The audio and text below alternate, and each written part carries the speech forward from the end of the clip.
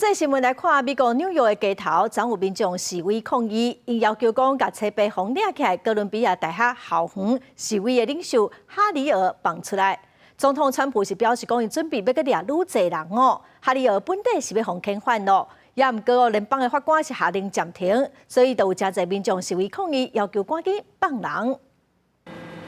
一位民众行骑伫纽约的街仔路，要求把哈里尔放走。伊是哥伦比亚大学的研究生，伫反以色列示威活动内面真重要。但伫车背后移民和海关执法局来逮捕。国土安全部的官员讲，因执行的是总统川普禁止反犹太主义的行政命令。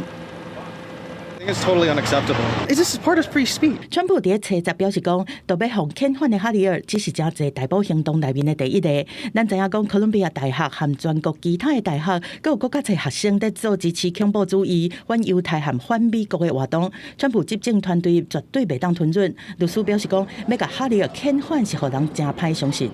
Highly unusual because Mr. Khalil is a green card holder. If a green card holder has provided material support to a terrorist organization, let's assume that he has been solely involved in campus protests for Palestinian rights.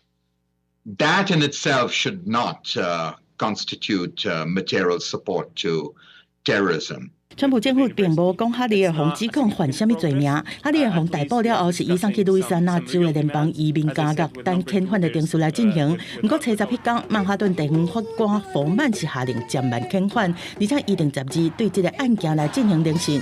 公司新闻黄文玲。